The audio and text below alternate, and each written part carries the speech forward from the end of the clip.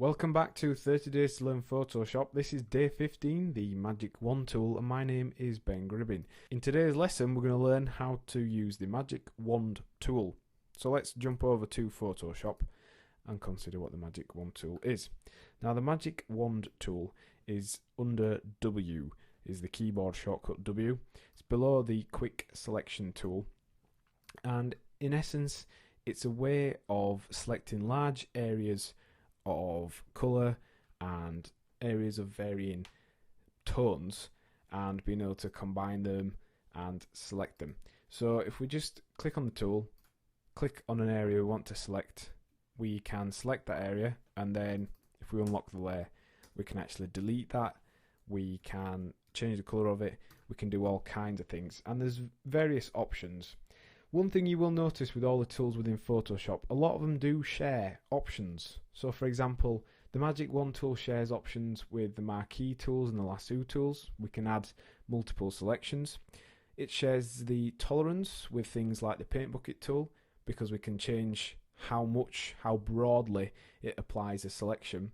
And it also shares things like the anti-alias and contiguous options with the paint bucket tool.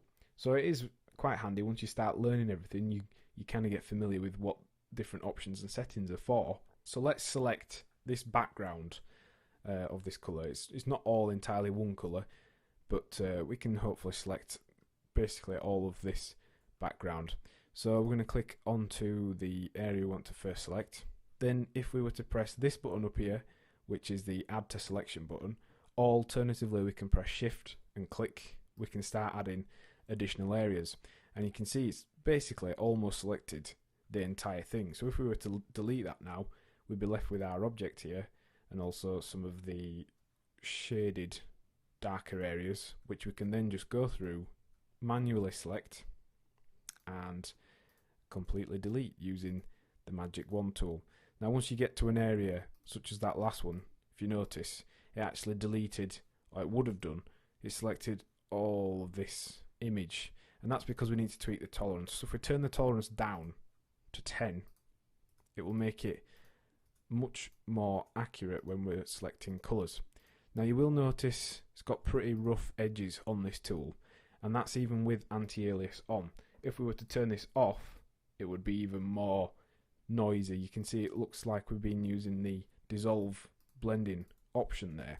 So you will need to use the Magic Wand tool in combination with tools like the lasso tools and the marquee tool in order to be able to create smoother, more accurate edges. Let's just show you the contiguous option of the Magic Wand tool. If we have it on, it just selects areas that are connected to each other.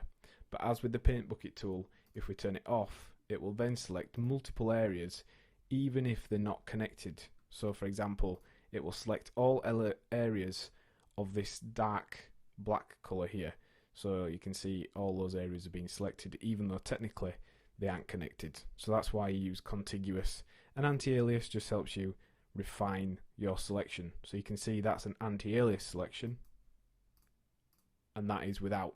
A lot more noise, it's not selected all the different areas, and if we were to delete that now, it would look very rough and jagged. So in today's lesson, we've looked at how to use the Magic Wand tool to select large areas of colour or of an image. And your task for the lesson is to find a photograph of an image on a white background similar to the one we used, and then tweak the tolerance of the Magic Wand tool and select, then delete the entire background. Next time on 30 Days to Learn Photoshop, we'll be looking at shapes and custom shapes. Thanks for listening.